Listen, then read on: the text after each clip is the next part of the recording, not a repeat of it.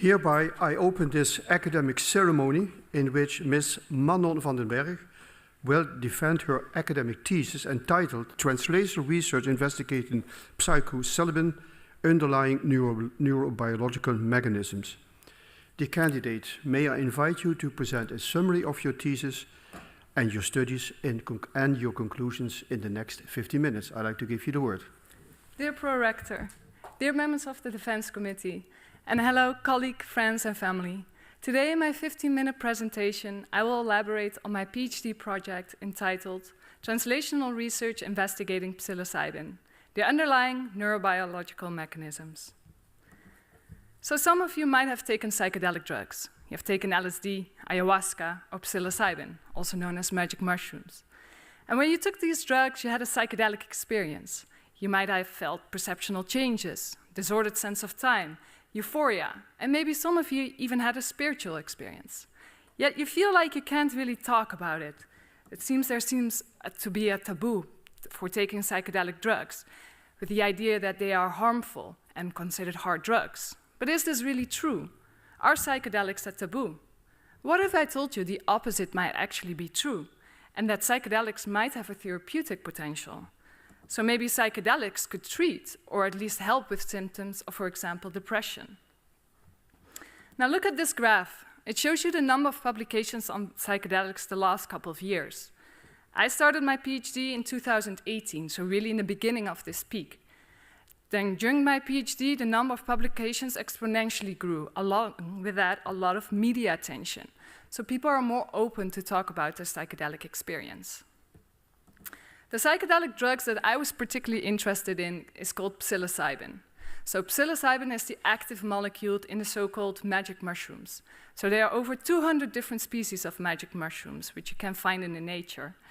And what they all have in common is the psychedelic component called psilocybin. So how does psilocybin work? Well, psilocybin mainly works in the brain. So let's zoom a little bit in on this. So the brain is made up of a lot of different brain cells called neurons. Now, neurons are able to communicate with each other through so-called neurotransmitters. So they're kind of the signaling molecules between two neurons.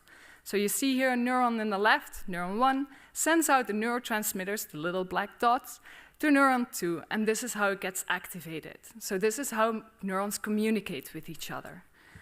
Psilocybin has effect on this, so it really mimics the neurotransmitters, and therefore it's able to activate neurons and therefore also changes your brain activity. So the research aim of my PhD project was to really understand psilocybin underlying neurobiological mechanisms. In other words, how does psilocybin work? How does it really work? I was particularly interested in psilocybin's effect on cognition. Why cognition? Well, we believe that psilocybin could be a therapeutical agent to treat cognitive impairments in mental disorders. That's why we focused on cognition. To answer this research aim, I did it in a translational manner. So in translational research, this is really the core of my PhD. So I depicted that in this triangle. What you can see in this triangle are 3 different research domains. You have the psychological, which is really the human studies, the physiological, which are more the rat studies, the mechanistic studies, and the fundamental, which is more the molecular biology, the genetics and the proteins. And these 3 different research domains are all connected with each other. So I always try to have conclusions in one research domain and translate it to the other one, so really find common ground between them. So this triangle you will see more during my presentation. But as you can imagine, doing translational research with psychedelics is tricky and challenging because when you have a psychedelic experience, it's very difficult to say if a rat is having a psychedelic experience or the cells in a petri dish. So the best way to investigate this is by looking at the dose-response effect. So at what dose, what effect does it have? So what we did is we looked at the dose-response effects on cognition. Like I said, cognition was really the focus of my PhD. As well, I looked at the neurotransmitters, as well as the proteins and genetics. So all 3 of these I will explain during this presentation. So let's start with the physiological, with the rat studies. So I look both at behavior and at cognition. So like I said, looking at the dose-dependent effects of psilocybin is most important. So you need different doses of psilocybin. In total, I used 6. 3 of them which are low doses, and 3 of them which are high doses. So 6 doses of psilocybin and placebo. And then I tested these different doses on cognition. Now we have 2 different cognitive tasks that we did: pattern separation and pre-pulse inhibition, and I will explain both of them. So first of all, what is pattern separation? Well, pattern separation is the cognitive ability to discriminate between 2 similar highly contextual information. In other words, if you look at this picture, you see llamas and a sheep, and they look very similar to each other, yet you're able to distinguish the 2 animals. And this is because of your pattern separation abilities. Now, we're able to measure pattern separation in an experimental setup with rats. So how do we do that? Well, here I show you a picture in which we have an arena with 2 identical objects. So there are 2 identical objects which are horizontally from each other. We put a rat in and let it explore. Because the rat is naturally curious, it will start exploring these objects and memorizing them. So we let it in for 3 minutes, we wait for an hour, and then we put it back in. But now one of the objects has slightly moved along the vertical line, so it has a new position. So when you put the animal back in to explore, it will start exploring the new object more, because it's more curious for new, novel things. So what we do is literally measure the amount of time it spends exploring the new object versus the old. If it is more exploring the new object, it has good pattern separation abilities because it recognizes that it's new. Okay, so this is how it looks like on a graph. When you give healthy animals placebo, you have like 100% memory performance. Now look at what happens when you give different doses of psilocybin. So you see a lot of bars, but I want you to focus on the middle one. So the 0.3 milligram per kilogram. Because what you can see here is that pattern separation slightly increases. So it gets better. Now, if you look at the highest dose, you see that it decreases, so it actually gets worse. So from this graph, we could conclude that the effects of psilocybin on pattern separation is both beneficial as well as detrimental, but it really depends on the dose. Okay, so let's continue with the other cognitive task, which is called pre-pulse inhibition, also known as PPI. The best way to explain this is by a real-life example. So imagine yourself sitting on the couch watching Netflix, and suddenly the doorbell goes, probably a HelloFresh box. Because of the loud bell, you probably get startled. Now imagine the same scenario, you watching Netflix, but first somebody slightly knocks on the door before actually ringing it. Because of the soft knocking, you already get alerted, so when you hear the loud noise, you don't get as startled as much. So you have some mental disorders, such as schizophrenia, which are unable to do this, so they're not able to filter out this information and get overstimulated. Now, we are able to also measure pre-pulse inhibition in rats by giving them different pre-pulse intensities and pulses and measure their startle reactivity. So this is how it looks like when you give low pre-pulse intensities with different psilocybin doses. So again, you see a lot of bars, but I want you to focus on the top 2. Because what you can see here is that pre-pulse inhibition slightly decreases, so it gets worse. Now look at what happens when you increase the pre-pulse intensity. The graph completely looks different. And now what I want you to focus is on the middle dose, again the 0.3 milligram per kilogram, because it shows here that pre-pulse intensity your pre-pulse intensity increases.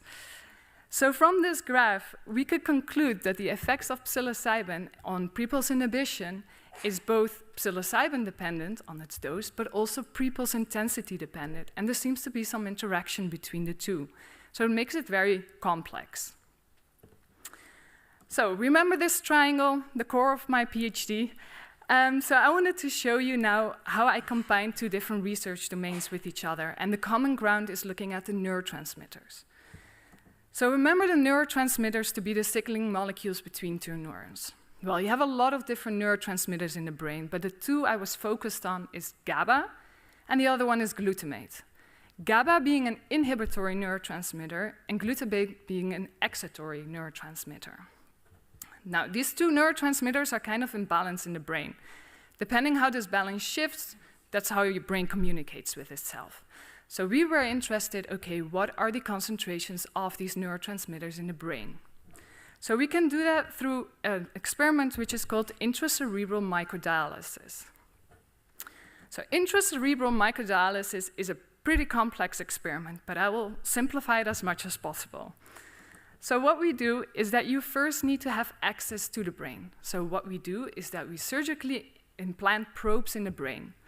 So you have these probes in the brain, we have a pump with a liquid that goes through it. So you pump through liquid through the probes, through the brain, into the vial. Now, if there are very high concentrations of GABA and glutamate in the brain, they kind of diffuse through the probe, gets picked up by the liquid, and then you collect it in the vial. Now, we measure the GABA and glutamate concentrations in this vial with doing very difficult mathematical equations, which I will all spare you. So this is what we see when we give different doses of psilocybin. So what you can see in this graph is when you give low psilocybin doses, the glutamate levels don't really change. Yet when you give high psilocybin doses, the glutamate levels drastically decrease over time. Now look at what happens with the other graph, the GABA. You can see that it's nearly the same. So also here, with high psilocybin doses, the GABA concentrations decrease. So it's very peculiar because glutamate being the excitatory neurotransmitter, GABA being the inhibitory neurotransmitter, both lower in concentrations. Therefore, really suggesting that there are multiple different pathways which are activated when you have high psilocybin doses. So, since my research is translational, anything that we wanted, well, what we found in rats, we also wanted to see if it was similar in humans. So we also checked for the neurotransmitter levels in humans. So what we did is that we had a psilocybin study in humans with a group of participants, mostly students, that either take placebo or psilocybin. And then we put them into the fMRI scan and measured the GABA and glutamate levels. Similarly, as seen with the rodents, we also saw in humans that the glutamate levels decrease when you take psilocybin. So really showing that the research is translational. So what we found in the humans, we also found in rats. Then for the last bit of my presentation, I want to focus on the fundamental research that I did. So really looking at the proteins and genetics. So what we were looking at were at circulating microRNAs. So I first will explain you what that is. So here on the left, you see a neuron. Remember that being the brain cell. Well, neurons, like any other cell in your body, is made up of DNA. And DNA is kind of the information which is necessary for your protein or for your body to make proteins. So you have from DNA is transcribed to RNA, and RNA is translated to protein. Now, microRNAs are able to inhibit this process, so they stop the production of proteins. Circulating microRNAs are therefore microRNAs which are found in your bodily fluids. So think about your blood, tears, saliva, urine. These are all microRNAs in your bodily fluids. So we wanted to test the effect of psilocybin on these circulating microRNAs. So we had the same group of participants, placebo and psilocybin, and then we took at 3 different time points blood samples. At baseline, so before they had the treatment, during, when they had the psychedelic high, and 1 week after. So we really have the acute as well as the long-term effects. So we looked at the changes in microRNAs acutely and long-term and see what psilocybin, what effect it has on these microRNAs. So we found certain microRNAs which were changed, which we then correlated to the protein levels in the blood, as well as to the neurotransmitters, as well as to cognition. So really focusing from the fundamental research and trying to translate that to the other research domains. So to summarize, remember this triangle, the focus of my PhD. Well, what we saw is that psilocybin time-dependently affects circulating microRNAs. Then what we saw as well is that psilocybin dose-dependently affects neurotransmitters, really looking at glutamate and GABA. And we saw the same thing in rats as well as in humans. And lastly, we saw that psilocybin dose-dependently affects cognition. And what we looked was particularly into pattern separation and pre-pulse inhibition. With these experiments, along with many other experiments I did during my PhD, we could finally conclude that the psilocybin effects on your body and your mind are both dose as well as time dependent. And this is very crucial when you investigate its therapeutical potential. Because if you would ask me, is psilocybin, does it have a therapeutic potential? I would say yes, but it really depends on the timing and on the dose. With this, I would like to end my presentation. I would like to thank you for your attention, and I give back the word to the prorector. Thank you very much, Ms. Candidate. It was a pleasure to listen to you. It was a clear presentation, and I think most of the members of the Corona are rather eager to give you some questions. And for the audience, we have a hybrid defense. That means we have two opponents who are online, and you will see them on the screen later. And we also like to welcome, also on the screen, the second promoter from Genoa, Professor Fedele. The opposition will then be started now. It will be started by Professor van den Hove. He was also the chair of your assessment committee, and he is also today my official secretary. He is the chair in neuroepigenetics at Maastricht University, and I'd like to give him the first word. Thank you very much, Mr. Prorector. Dear candidate, let me first of all compliment you with this wonderful thesis, a very elaborate one and of high quality. And I also loved your presentation, so thanks for that. And also my compliments and congratulations to your promotion team being present here and also online. Of course, some questions. Let's start off with a general one. You reported about it in the thesis and also a bit in your presentation. What do you see in those recreational users, if you look at them from the outside? Because I want to ask you some questions on behavior. And behavioral experimentation in animals, it's your interpretation that you give to something you look at. And so what do we see, first of all, in human recreational users when we look at them, let's say, subacutely after taking these recreational drugs? Maybe you could start off with that. Yes, so when people take psychedelics and when they have the psychedelic experience, if you really look at the effects on cognition, at that time it's quite detrimental because they are quite distracted with other things, let's say it this way. So they more have the psychedelic experience or the spiritual experience, so the brain is really active in this sense. But what we see is then, that's acutely, but what we see then in the long term is that certain people say that they have, for example, less depression symptoms or they have pro-cognitive effects. So I think with psychedelics, the acute is very different from the long-term effects, and that should really be distinguished from each other. Is it easy to take blood of them? Because you did that. We did, yes. Is it easy to do that in the acute phase, or do they occasionally think the person taking blood from them is from another universe? Yeah. I forgot to say highly esteemed opponent, but doesn't matter. No. So we took blood from them, which was okay because we gave them a 0.70 milligram per kilogram. So they do have a psychedelic high, but you can still talk to them. And we had also the butterfly injection, let's say it this way, so we can just tap off blood. So it was fine. We didn't have any problems with that. All right. Then to the real questions in that respect, because I want to talk to you a bit about chapter 3, because also in the description of what you see in recreational users, you didn't mention it really now, but you also see this numbness and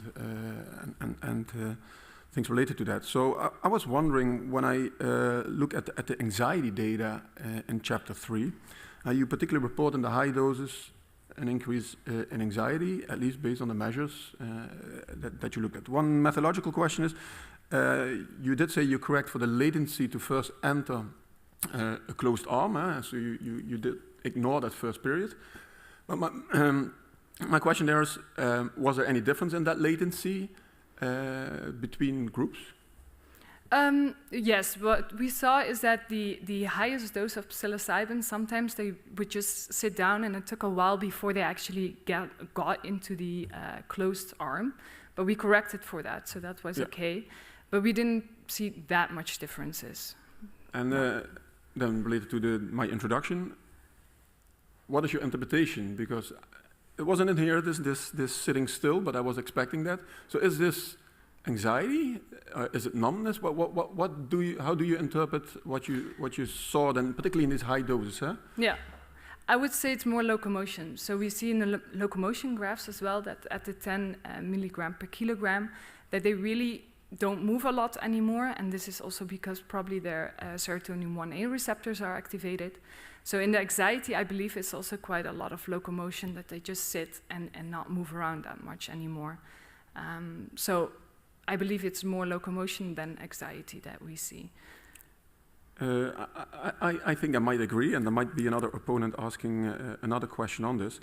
So indeed, it is then questionable if you look also at the conclusion. It's not completely sure whether it's actually anxiety-related behavior that we would be looking at, but maybe locomotion, which then might also indirectly relate to this numbness. Yeah. Okay, I guess I agree on that. Then let's move away a bit to another chapter, or actually in various chapters. You looked also at pattern separation with an object location test, you could say, a variant to it.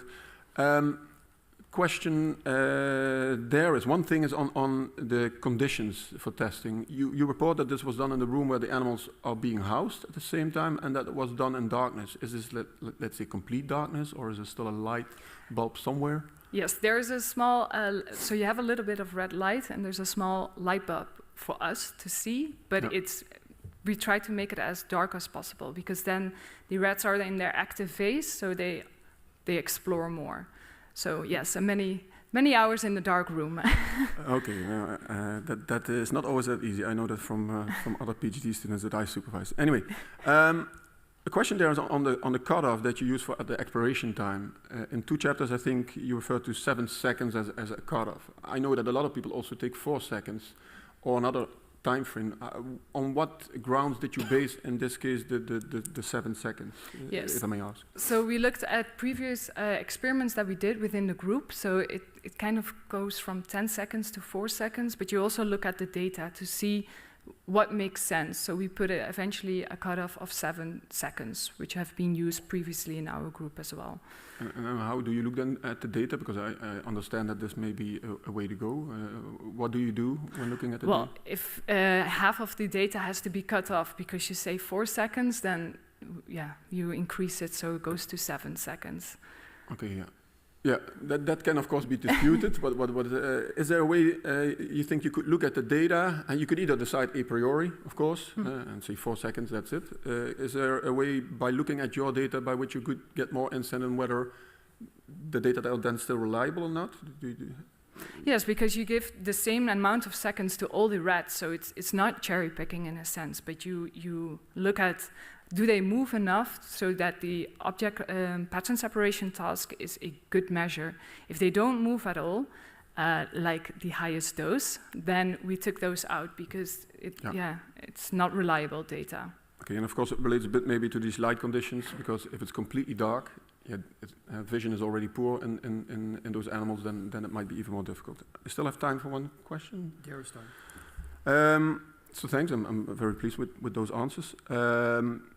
That may be a difficult question, I don't know, but in different chapters on statistics, you talk about outliers and about reasons why you, or not reasons, grounds and cutoff values by which you exclude some of them. Is there a reason why you completely exclude them? Because, for example, if we have an outlier in the positive range, in the higher domain, then there's also a lot of people that deal with statistics that say, hey, if it's 2 or 3 times more than the standard deviation above the mean, we don't exclude it, but we replace it by a value of that mean plus 2 or 3 times the standard deviation. Because if you exclude it, it's like replacing it with the mean itself, at least according to some experts. So you can debate about it. Is there a reason why you completely excluded those outliers in various chapters? Well, we actually only excluded, I think, 2 because they really had a very big outlier, and this was mostly because of locomotion changes.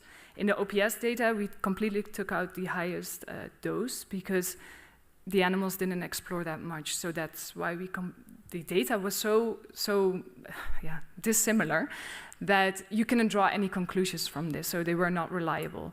But for the outliers, I think we have taken out 2, and those were because they were extreme outliers, which they had higher than. I still, in that case, think that these are biological facts. So, and often we exclude outliers because of an artifact, etc., and we don't want these extreme things to affect our statistical comparison because we have a lack of power in the first place. I think it might still be biologically relevant to have them included, or at least replaced by that mean plus or 2 times or 3 times the standard deviation. Anyway, I'm very pleased with your answers, and I give the word back to the prorector. Thank you very much. The opposition will now be continued by Professor Peter Luger. She will be online. She was also a member of your assessment committee, and she is the chair of pharmacy at the University of Genova in Italy. And I would like to give Professor Peter Luger the word. Thank you very much. And can you listen me? Okay. Can you listen me? Can you see me?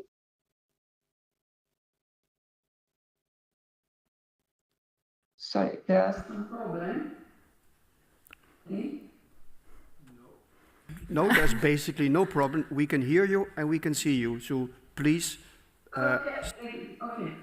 Thank you. Okay. It's my pleasure to be here to the discussion of the thesis of Manon. Manon, very nice to meet you again. And I have some questions concerning your thesis. The first question concerns the receptors that are involved, potentially involved in the effect of psilocybin, in particular the serotonergic receptors. And you discuss about mainly about the role of 5-HT1 receptors, but also 5-HT2A receptors are supposed to be one of the main targets of this drug. Can you please briefly resume and discuss about the affinity of the psilocybin for 5-HT1 and 5-HT2A receptors, also in the light of the ability of this drug to couple to other receptors and therefore to affect the glutamatergic pathway in particular? Thank you. Okay, highly esteemed opponent. So I think I understood from the question that you wanted to elaborate on the 2A and 1A receptor. I couldn't exactly hear it, but I'll keep talking. Yeah, okay, so indeed, so what we saw in, if you look in the first chapter in figure 3, I showed a little bit how the 2A receptors and the 1A receptors would work. But this is a simplified figure because it's actually a lot more complicated than what I say in my thesis. So, like I said, the psilocybin mostly works on the 2A receptor, but we suggest or we hypothesize with high doses that also the 1A receptors get activated. But it gets a little bit more complicated because we also know now that you have presynaptic 2A receptors, which might also get activated. So that was a paper published by Wang and colleagues in 2006. That they also showed that then presynaptic 2A receptors get activated and actually inhibit the release of glutamate. But you yourself have published now a paper in September 2022 in which you showed that you have also metamodulation, so it even gets more complicated than that, because then you have also the glutamatergic 2-3 receptor, which is an autoreceptor which metamodalizes with the 2A receptor, the heteroreceptor. And to put all this information in one figure, it's quite a lot. And most of the experiments have been done with doi and not with psilocybin. So this is something that we really should investigate more at which doses, which receptors get activated, because the behavior data that we show is really the first stepping stone in that we believe with high doses 1A receptors get activated. But a lot more experiments have to be done to know that for sure. Thank you very much. And shifting therefore to chapter 3 and focusing on the release of glutamate and GABA in the hippocampus and in the cortex of freely moving animals. What is quite surprising in a way is that you did not observe any changes in the prefrontal cortex, any significant changes in the prefrontal cortex, but you observe a significant decrease in the bioavailability of glutamate and GABA in the hippocampus. Can you speculate a little bit on the difference between these two areas? We were actually quite surprised ourselves that we didn't see any changes in the prefrontal cortex, because the psychedelics actually mostly work in the prefrontal cortex. What we suggested was also that the methodology of the microdialysis might not be strict enough to see the changes in the concentrations. So probably there are changes, but the changes are so minimum that we can't detect them with the microdialysis. Also, the microdialysis is in a very specific part of the brain, so we did have the prefrontal cortex, but it's quite big, so we might not have had, well, the right place, the right region. What I do believe is that these experiments should be again done, and then maybe we do see some changes in the prefrontal cortex, or at least at different doses of psilocybin. So yeah, we couldn't see both the GABA and the glutamate. We couldn't really detect any changes. And as you see in the graphs as well, there's a lot of variety in the microdialysis concentrations, really showing that it was quite difficult to measure. So the standard error was extremely big. You ever test the effect of psilocybin on serotonin? Do you know do you have some information on the effect of this drug on the release of this endogenous amine in the central nervous system? Is there any evidence that psilocybin can affect the release of serotonin? Quite a lot of, sorry, yeah, there are quite a lot of studies. We didn't, so in my PhD project, we didn't look at that, but there are quite a lot of studies, both in humans and in animals, that showed that. So for example, there was a study in which they looked at the receptor occupancy when you take psilocybin for the 2A receptors, and they really showed that the serotonin system was affected, yes. So me, myself, and my project not, but quite a lot of literature out there that did show it. And do you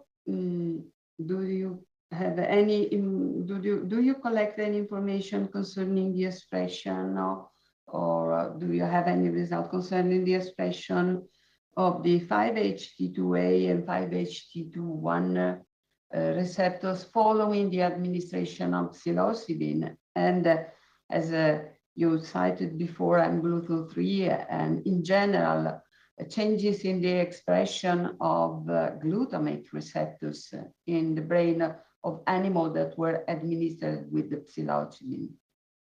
No, as far as I've seen, I haven't read any literature really specific on psilocybin. There are some other psychedelic papers, such as LSD or doi, that have shown that, but the papers on psilocybin are still kind of lagging behind. So not as far as I know, I haven't read any paper, no. Okay, and if I have time just for the last question. Yes, there's time. Thank you. And the last question concerns the exosomes. There are growing evidence that the exosomes also can be actively released by nerve terminal astrocyte and so on. Do you observe changes in the availability in the amount of exosomes following the administration of psilocybin in the brain, as well as of circulating exosomes? So in my PhD, we didn't specifically look at the exosomes. So that's actually something that we wanted to continue on. So looking really at neuroderived exosomes. My partner will also continue with that project. So we didn't specifically look at that. We just looked at the circulating microRNAs, which are both exosome but also free microRNAs. So that's something definitely that we are going to do. Well, my colleague. Okay. in any case, all my compliment for the thesis, because it was really well written. It was dealing with several aspects that were well interconnected, and I really, really appreciate your work. Thank you very much. Then the opposition will be continued by Professor Olivier. She was also a member of the assessment committee and is related to the University of Groningen and has the chair in neuroscience of behavioral development. And I would like to give her the word. Professor Olivier. Thank you. Dear candidate, first I wish to congratulate you as well with this beautiful thesis, and I would like to include your supervisor and co-supervisors with that as well.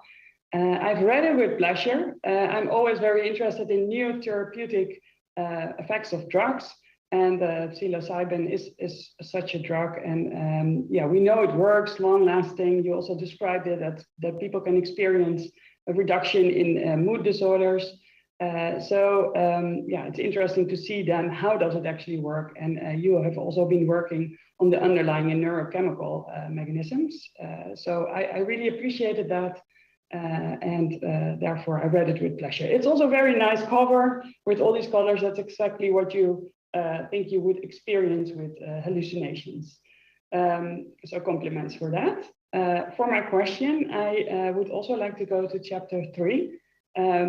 Where you actually performed a very nice and decent psilocybin dose response curve in rats. And you said there that you chose the dose actually based on the human, a medium dose of, what was it, 0.70 milligrams per kilogram. But how do you actually translate that to rats? Could you first elaborate on that? Highly esteemed opponent, thank you for your question and your congratulations. Yes, so what we did is that we had an allometric scaling. So we had from the 0.17 milligram per kilogram, we calculate that to the rat dose. But in humans, we take it orally, and in the rats, we give it an IP. So we took that into account, so that's like a factor 10 difference. Along with that also is that the affinity for the 2A receptor in rats is lower than in humans. In that sense, we also had to increase the dose again. So did a few calculations, and with this, we eventually saw that the 0.17 milligram per kilogram orally in humans translates back to 1 milligram per kilogram IP in rats and 2 milligram per kilogram in mice. So yes, we used an allometric scaling system. Yes, thank you. I also read that is an allometric, but that's mainly based on how big an animal is, right? It's just taking into account the surface that the animal has, but it doesn't take into account all the metabolic changes that you find. So 5-HT1A, 2A receptor affinity that you described is one of those things, but what about liver metabolizing all these drugs? But in the end, I think you chose good doses, but I think it's always challenging to actually translate this to a rat study, or the other way around, of course. But yeah, I think you made it clear why you chose these doses. But then going more into detail in these experiments, it was not really clear to me how the experiment was performed, because you first described with you have a low dose group and a high dose group. And they go first to the open field elevated plasmase in an in-between design, and then it's followed by pattern separation task that is in a within design, a within subject design. So am I correct that all these rats first get the same dose? So rat 1 gets 1 dose and is tested once in open field, then once in elevated plasmase, and then goes into an in-between design? How did it work exactly? Yeah, so what we did was a behavioral battery. So we started with a less anxiety test to a more anxiety test. And what we did is that for every rat, they at least had 1 times the dose. So that we made sure that every rat at the end of the experiment took all the doses. So not that one rat took all the high doses, because then you can't really compare the rats with each other anymore. So every rat took at least once the dose, and then in pattern separation, because you can do that experiment more times, it's a within design, then the rats took placebo and the other doses. So we started with locomotion, then we did the anxiety test, and then we had the pre-pulse inhibition task, and then we had OPS. Making always sure to counterbalance and randomize the rats. Yeah. Yes. So okay. So I did understand it correctly that it was done in such a way, and then I'm wondering, because you also mentioned that if you give one dose of psilocybin, this can have an effect for up to 3 months with having lower symptoms of depression in patients. So how does it work in animals? Aren't you, if you repeatedly give them these doses of psilocybin, isn't that interfering, even though you give all the doses at a balanced way? Aren't they influenced by that on the long term? This is something that we questions ourselves as well. We do have a washout period between the different experiments to make sure that actually all the psilocybin is washed out. But indeed, we also we say that psilocybin probably has a long-term effect, and this is not something that we could have controlled for. So the best way to do is to do these experiments again, but then not doing them after each other, but every time doing one experiment. The downside from that is that you need a lot of animals. So taking into account the 3 R's, it's ethically maybe not the best thing to do. But indeed, it would be, for example, good to do the OPS task in the long term, to really see the long-term effects of psilocybin. Yes. So I do agree on you. This is always the big struggle, right? Whether we are taking this into account, or if we are trying to use as less rats as possible just to actually get this true. So yeah, I'm curious, and one way to do it is also just to take one group with just one dose and see how they respond to it in a longer term. So not having to do all these groups. But I agree with your considerations. Do you use more animals, or do you really have clean animals every time for the test? It's a difficult decision. Then I wanted to go into this anxiety behavior. Professor van der Hoven already mentioned or asked you if you really think it's anxiety behavior, and you answered that it's probably a locomotor thing.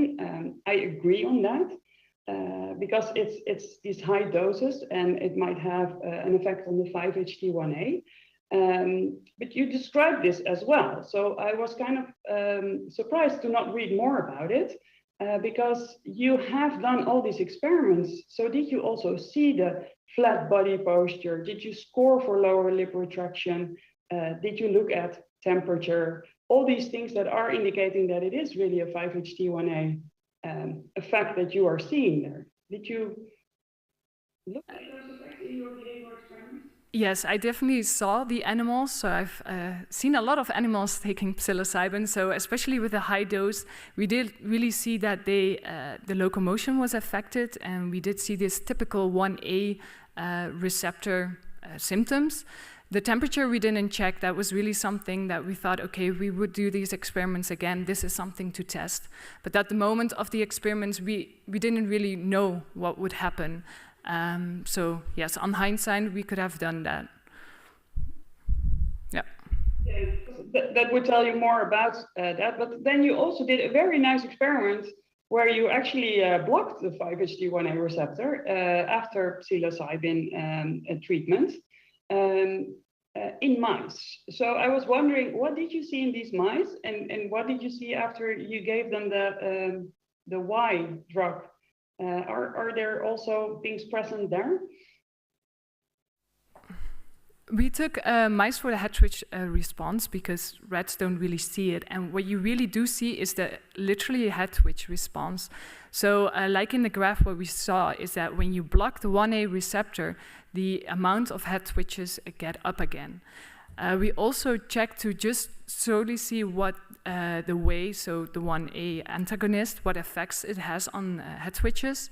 And what we see is that it induces a few. So it's itself, the 1A antagonist, induce head twitches, yet this was not significant.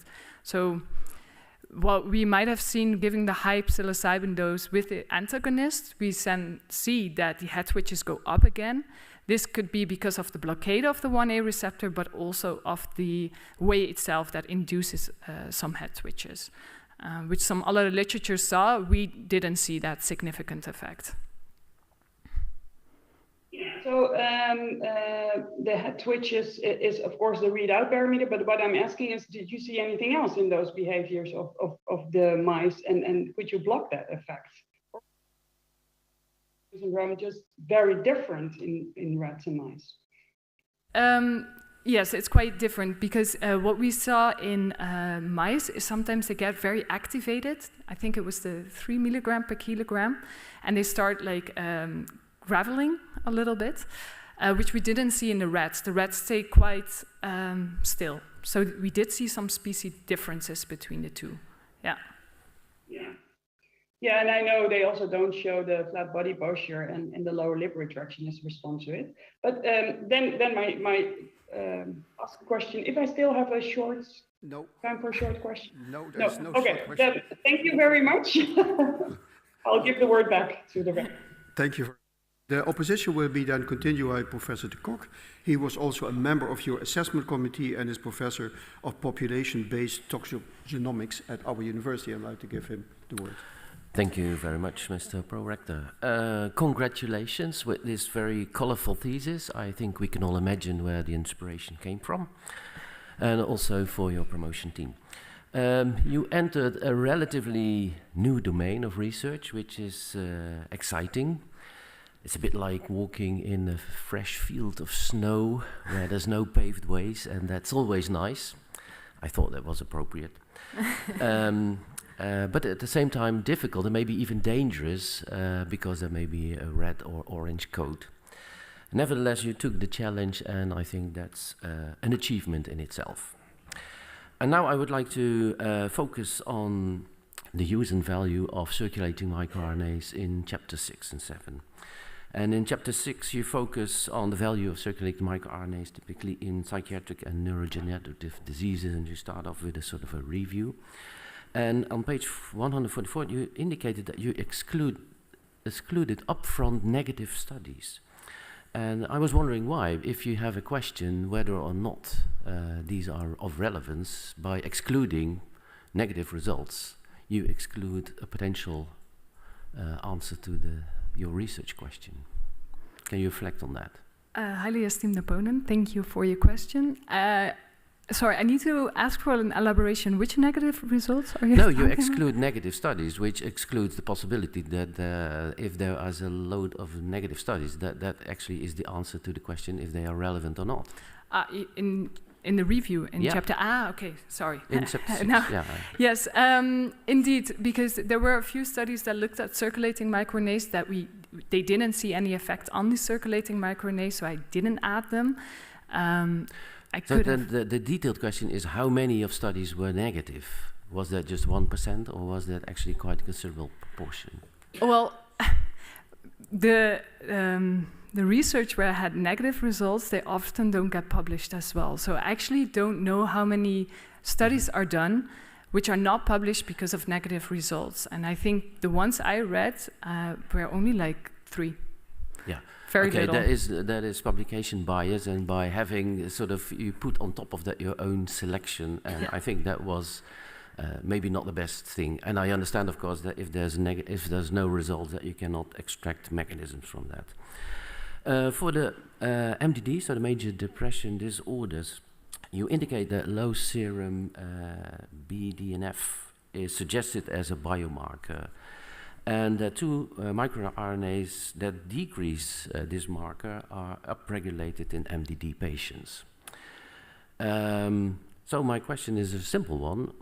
Why wouldn't it be just easier to measure BDNF as a marker instead of an indirect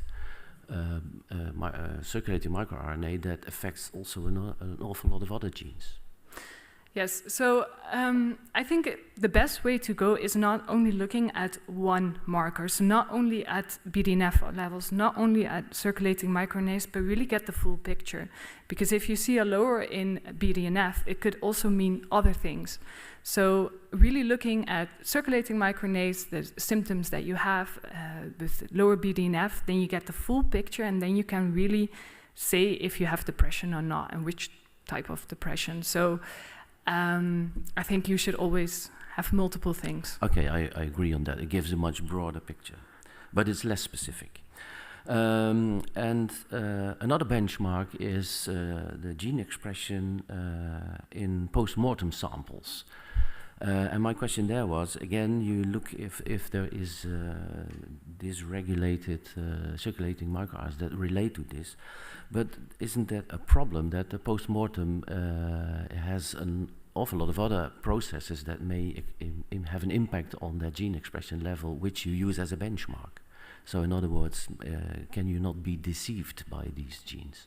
Yes, I completely agree. Also, it, of course, doesn't really make sense to look at post-mortem to have a clinical biomarker, because then you're already dead. But I think it's more an indication, these publications, that they have an indications of how in the brain the circulating microRNAs are different, also brain-specific, and therefore we can try to correlate between the disease and the circulating microRNAs. And post-mortem tissue is really, well, tissue that you can have, so you can actually measure it. Well, of course, if you're still alive, you can't get tissue from your brain. So it's a way to further investigate. I understand that. So if we then go a little bit further in the context of Alzheimer's disease, you conclude that the downregulation of the miR29A may explain high levels of BACE1. And I was wondering if you could put this in the context of the mechanism of disease. And I had to puzzle a little bit, and 12 pages further down I found that you relate this eventually to the whole 29 family, to ceramide synthesis.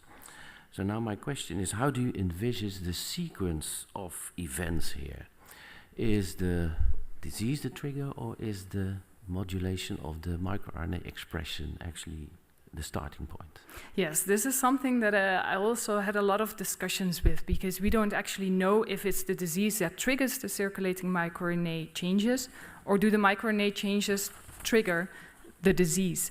I think this is also quite complex to really understand and show. The best way to do this is to really look at patients throughout the whole time and then see what changes, so which one kind of come first. I think they really come hand in hand. I think you can't really distinguish the two. I agree that they do come hand in hand, but the trigger of this is actually the cherry on the cake. If you understand how the mechanism works, then you know if you have a biomarker that actually just reflects a process that's ongoing anyway, or that you have a causal relationship. Yeah, I agree. I don't know. So yeah, we don't. Okay, that's fine. Because I think this applies to much more mechanistic work. I would like to go to chapter 7, if we have still a few minutes. If it is a short question and a short answer. It's a long question, but I will. In your data analysis, somewhere at the end, the final conclusion, you say you have a minor effect of your exposure to a single dose of a medium concentration, and I don't think I'm completely. I think that's wrong. I think you have a very big effect, because you have a large number of identified circulating microRNAs, which you have a whole sort of selection procedure to eventually just look at 8 of them, which have a high fold change, and then you find by looking into certain clusters, you identify the biggest cluster out of a large number of clusters, and then you look at the top responses in that. So you only scratch the surface. So my question is, what implication does that have? Did the other clusters have similar big response size? And the mechanisms that you eventually identify, how can you be convinced that these are the key mechanisms and that there's not an awful lot hidden in the rest that you didn't look at? Yeah, so the way to find this out is really looking at so the circulating microRNAs with the proteins, with a messenger RNA. So look at the whole transcriptomics, because now we just touched upon one bit of the mechanism. So to understand the whole pathway, you should investigate all the proteins and the corresponding messenger RNAs to really understand if the mechanisms are indeed dysregulated or not. And then the top two I chose because it's impossible to explain them all, but this is something then to focus on for the next research. So this is kind of the stepping stone to say, let's focus on these pathways, and then future studies can look into those. Okay, so maybe your paranymph has some additional time to look into that. Thank you for your responses, and I give back the word back to the program director. Thank you very much. Then the opposition will be followed by Professor Blokland. He is affiliated with the Department of Comparative Neuroscience at our university, and I'd like to give him the word. Yeah, thank you. I'm not sure we have such a department, but yeah, first I'd like to congratulate the candidate with this nice thesis. Although my predecessors, the opponents, they say the lovely colors, but I get a little bit worried when I see if this were the effects of psilocybin. When I see the cover, it doesn't really make me happy, and especially the one on the back. And so I wonder whether it's really helpful. But maybe it's depending on the time and the dose, as you say. I read your also, of course, you also defend your thesis, and that's a part of the proposition that you make. So I was a little bit surprised by proposition 10, that you so easily, because in Holland we always say that women can do things, but in Italy probably they have another idea about it, and probably you were so easily influenced by that. The Italian professor tell you it's something different. The 9th proposition, that's really something that's true. And when I read the thesis, I really find that this is really the case, because I think you try to understand better the neurobiological mechanisms, underlying mechanisms of the effects of psilocybin on, you did a lot of things. And I have a lot of questions, because I cannot draw a real clear picture. One thing is, and of course what you try to do, that's also on the cover of your thesis, translational research. So when I look at page 48, when you draw this table, you say in the thesis that it's vertical translation, but here I think it's horizontal translation. Anyways, but how easily you make a comparison between human and animal tests, I really doubt whether that is possible. So a sucrose preference for a swim test, and then you do a validated questionnaire.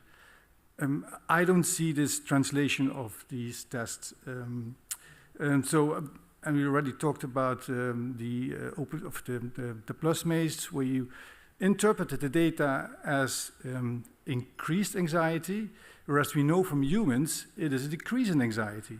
So there is also already the translational issue you have, and I think you already discussed a little bit. Maybe it's not the anxiety, but maybe it's the numbness or the decreased exploration. So you use a test that's validated on all kind of drugs, but not on psychedelics. So that is hampering the translation.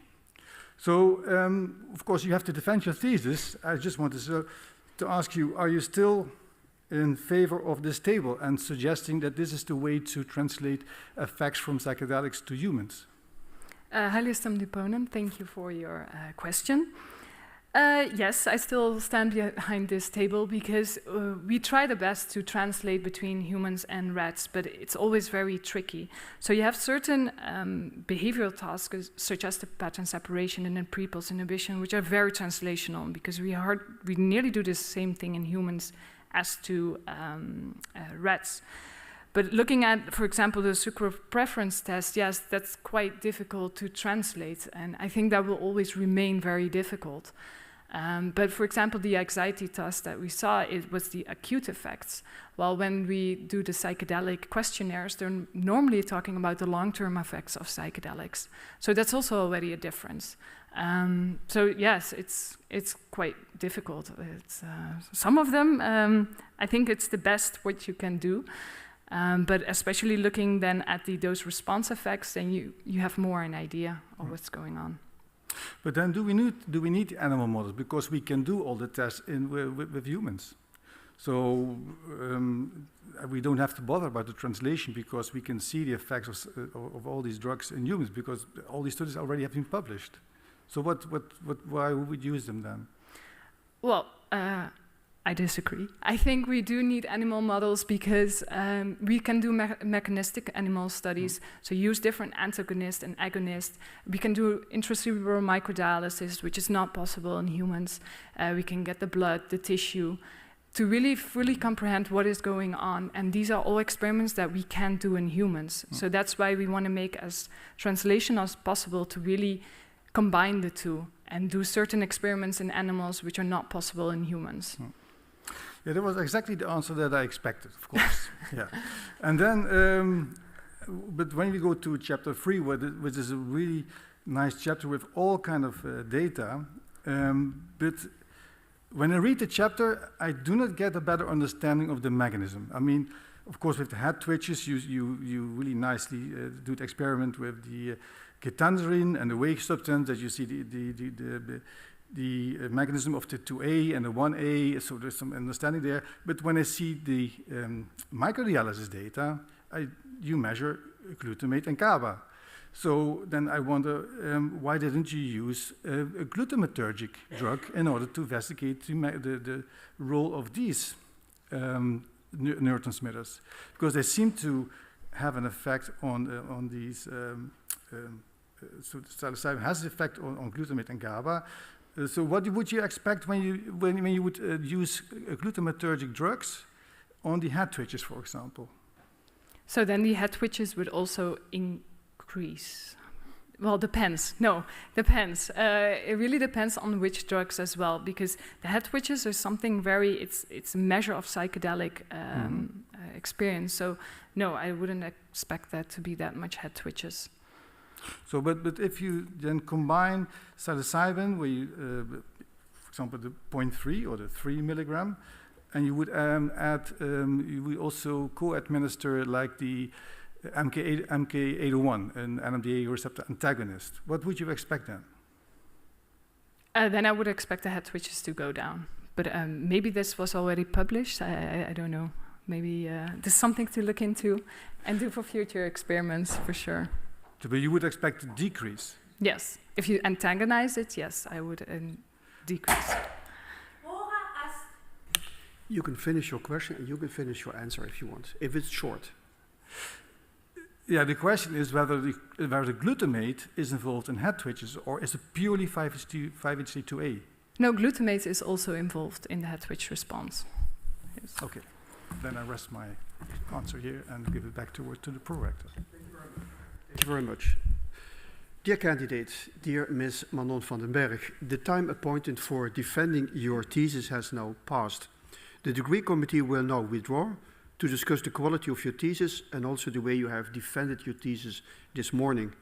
I request that you and your company await the results of our deliberations here and our return in about 10 minutes. Thank you very much.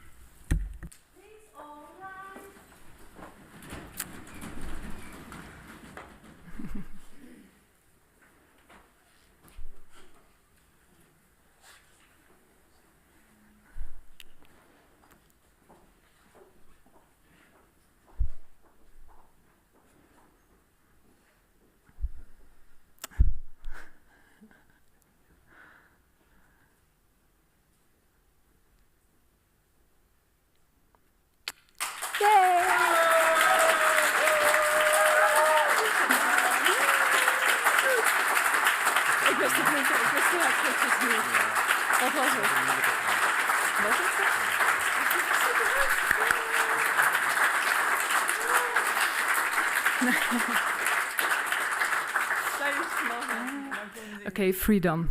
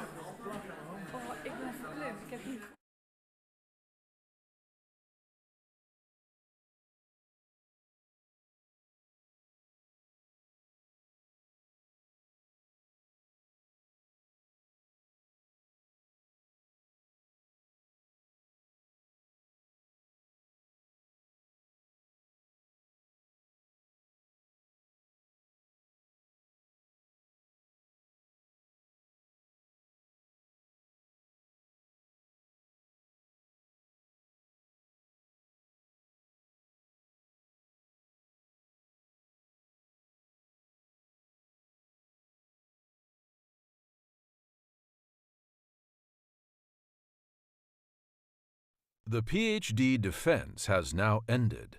The degree committee will debate the candidate's performance behind closed doors. This process usually takes about 10 minutes.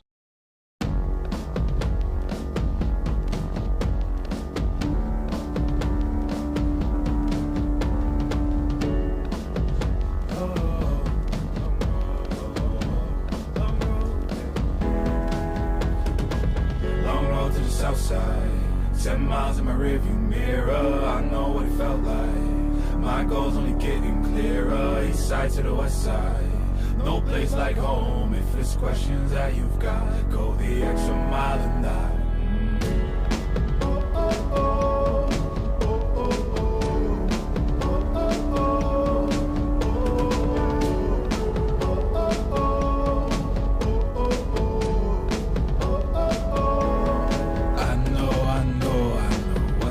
The line, I know you know that I can't read your mind. Years can't fly by now, don't waste all your time. Cause I'll go the extra mile. Long road to the south side, 10 miles in my rearview mirror. I know what it felt like. My goal's only getting clearer. East side to the west side. No place like home. If it's questions that you've got, go the extra mile and die. On the dash, got my laces tied. Long road, I don't waste no time. Break rules because fate decides. With the team and we chase the light. I make a move, fall down, shake it off. I hate to lose, bad branch, break it off. No room for negativity, praise and love. Prepare for deep part cause we're taking off. Get the mileage, traveling so far from home. Gathering knowledge, other connections. I put the time in to get everything I ever hoped for. It's a challenge and we all in. It's a better future that we go for.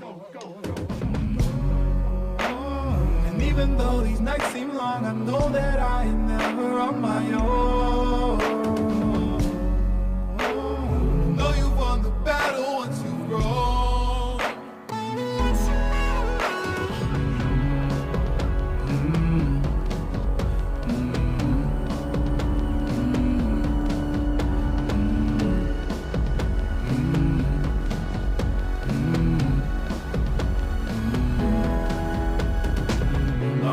Southside, 10 miles in my rearview mirror. I know what it felt like. My goal's only getting clearer. East side to the west side. No place like home. If it's questions that you've got, go the extra mile and die. Long road to the south side, 10 miles in my rearview mirror. I know what it felt like. My goal's only getting clearer. East side to the west side. No place like home. If it's questions that you've got, go the extra mile and die.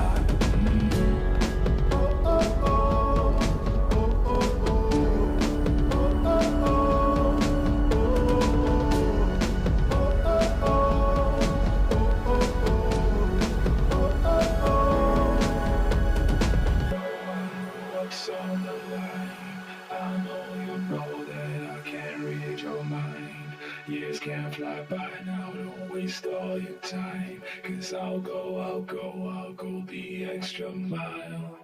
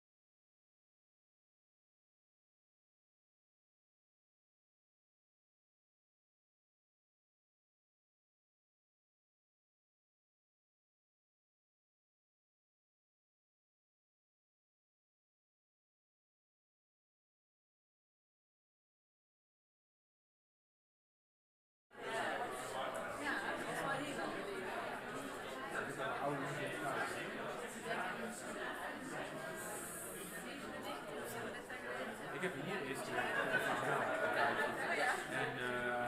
En bij de vak van geneeskunde.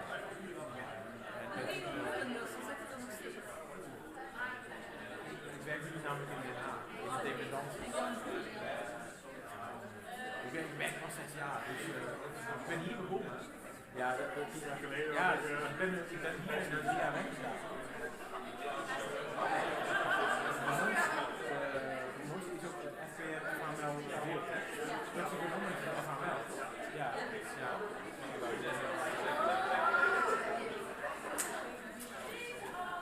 Daar gaan we weer.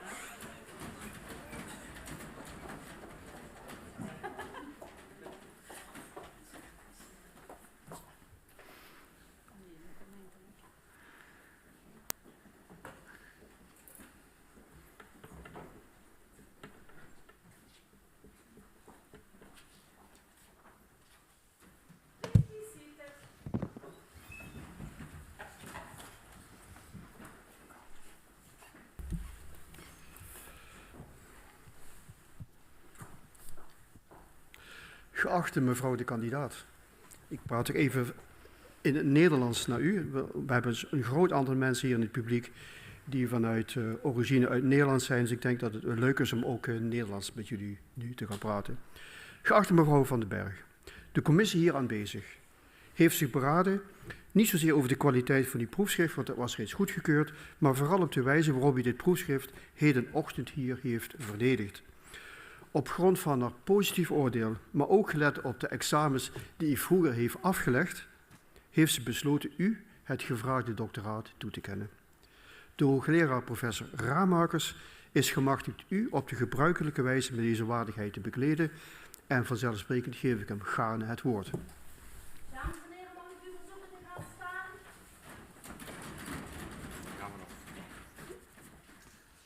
Belooft u dat u altijd volgens de beginselen van wetenschappelijke integriteit te werk zult gaan. Eerlijk en zorgvuldig, transparant, onafhankelijk en verantwoordelijk.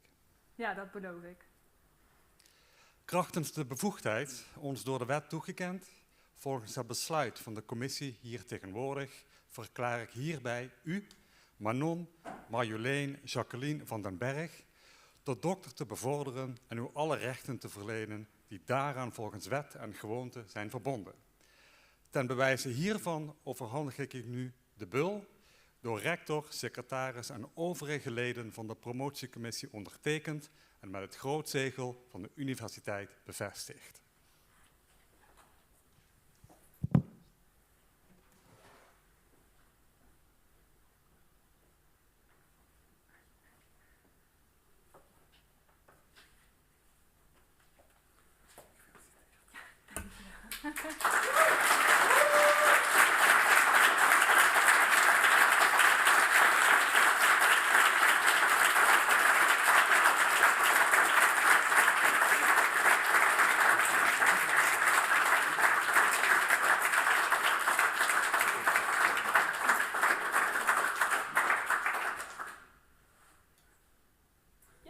Ik geef het woord nu aan professor Rutte, die nog een extra certificaat gaat overhandigen.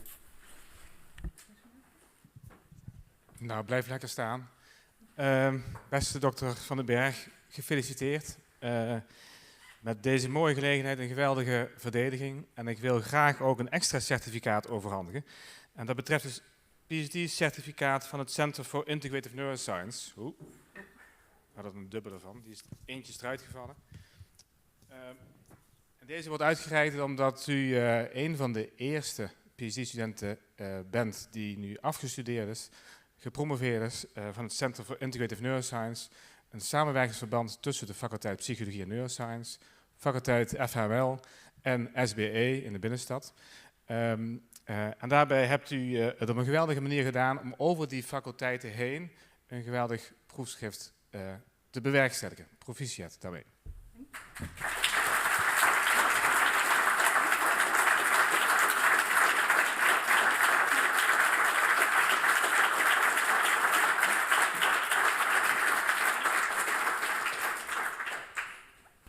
And I would, whoops. I would like to give now the word to Professor Fedele in Genova, who would like to speak out the laudatio for the new young doctor. Professor Fedele.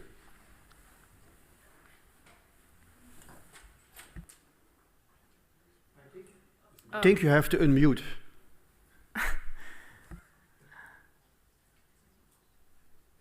Can you hear me now? Yes. Hear you perfectly. Okay. Good morning, everyone. And for those who don't know me, I'm Professor of Pharmacology at the Pharmacy Department of the University of Genova, and I'm here, well, because I was the Italian supervisor of Manon's double international doctorate. First of all, let me say that it is an immense pleasure and also an honor for me to celebrate Manon on this very special day for her. It won't take long, but don't make plans for the next couple of hours. Just kidding, of course, but don't worry, I'm not such a great speaker. Well, when I read Manon's CV that I received for her enrollment in the PhD program in experimental medicine at the University of Genova, I was impressed by the academic goals she had already achieved and the list of activities she had already carried out. Just to name a few, Manon earned her first bachelor's degree cum laude in biomedical sciences and a specialization in molecular life sciences with an internship under the supervision of Dr. Cora Neibor at the Laboratory of Neuroimmunology and Developmental Origins of Disease at Wilhelmina Children's Hospital in Utrecht, studying the effects of maternal inflammation and transient hypoxia on glial cells in preterm infants. Then she obtained her master's degree, again cum laude, in cognitive and clinical neuroscience with a specialization in fundamental neuroscience, carrying out her master internship in New York City at Columbia University and Hub Institute for Research in Alzheimer's disease under the supervision of my friend, Professor Ottavio Rancho. There she investigated how to pharmacologically rescue the detrimental effects of tau oligomers, one of the proteins that is responsible for Alzheimer's disease, on hippocampal long-term potentiation, that is the functional substrate of learning and memory formation, using electrophysiological techniques and using drugs able to boost the nitric oxide cyclic-GMP pathway. After that, Manon started her PhD that she brilliantly concluded today at Maastricht University on a research project in collaboration between the Faculty of Health, Medicine and Life Sciences and the Faculty of Psychology and Neuroscience under the supervision of my great friend, Professor Jos Prikkaerts and Professor Ian Remigers, evaluating, as you heard today, the possible role of circulating microRNAs as biomarkers of drug effects in the central nervous system, and in particular, on the effects of psilocybin. But during her PhD, she also tutored some bachelor's and master's students. And this is quite a lot of stuff, isn't it?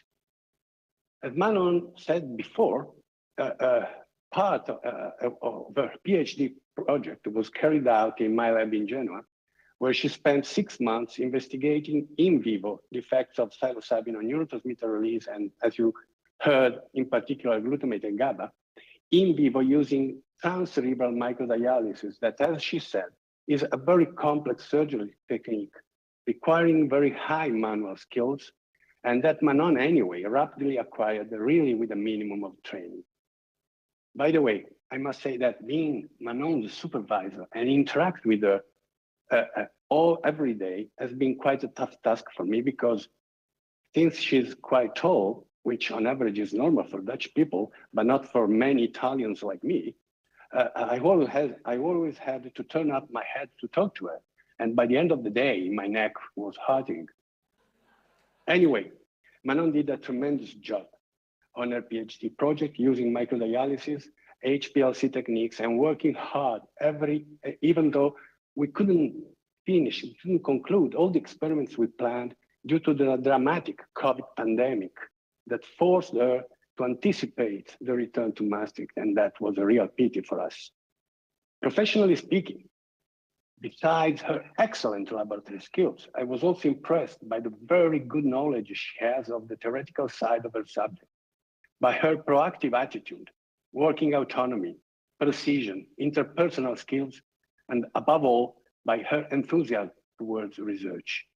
In addition, there is no doubt that she is a hard-working person with an excellent disposition for both individual and teamwork. Personally speaking, during her period in Genoa, I had the opportunity to know Manon quite well.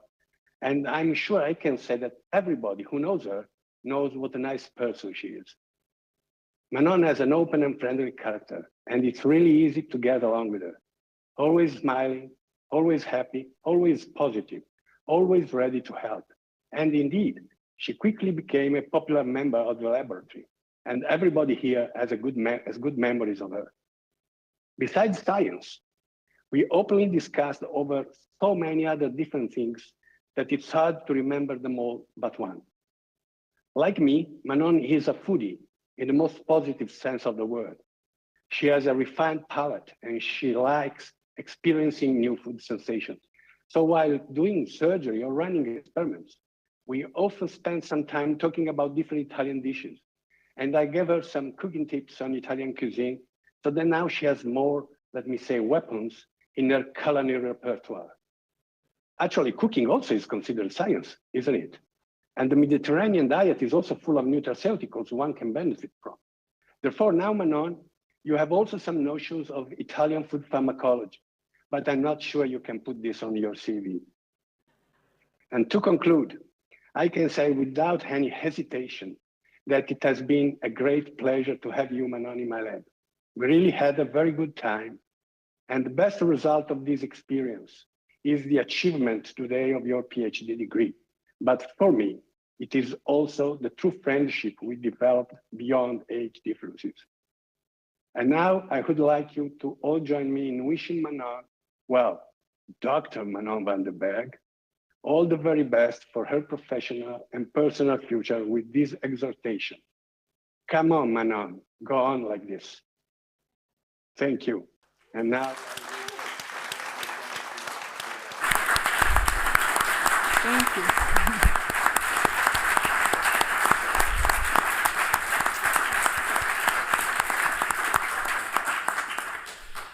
Dear Dr. van den Berg, I think it feels well to have for the first time to hear Dr. van den Berg, and I also switched then quickly to Dutch again, so we are here. Beste Dr. van den Berg, namens de Universiteit van Maastricht, namens het College van Decanen wil ik ook als eerste van harte feliciteren met het behaalde diploma. Het is het hoogste diploma wat we aan deze academische universiteit kunnen behalen. En vanaf hier is het pad, ik wil het niet zeggen onzeker, maar het is een prachtig resultaat. Ik wil mijn gelukwensen ook graag betrekken. And now I switch again to English now. I would like to switch to English because I would like to use in my congratulations also your promotion team. So both Professor Ramakers, Professor Prikkaerts, Professor Videle, and Dr. Bridet, you are the ones, the four of you, who bring this candidate to this final thesis here and thesis defense and get his final promotion degree. Ik wil graag ook in mijn gelukwensen betrekken de mensen van de corona. So again, Professor Peter Luger, I would also like to thank you that you joined this afternoon or this morning to this thesis event and you took the time to be a part of it. En als ook natuurlijk de andere mensen van de corona dat ze hier aanwezig waren en aanwezig konden zijn. In mijn gelukwensen betrek ik natuurlijk ook de familie hier op de eerste rij. Het is, ik weet niet of het jullie eerste dokter in de familie is, maar het is in ieder geval eentje waar je trots op mag zijn. En dat is wel een mooie gelegenheid. Ik zie er zitten een groot aantal PhD-studenten in de zaal. Nou, het goede voorbeeld staat hier voor jullie. Dus ik zou zeggen wij zien jullie graag in de toekomst ook hier achter deze katheder verschijnen en jullie proefschrift verdedigen. Nou, dit gezegd hebbende ga ik deze officiële zitting sluiten. Daarvoor heb ik een hamer hier. En is deze zitting officieel afgesloten. Hoe gaan we nu verder? Wij gaan hier nog als leden van de corona.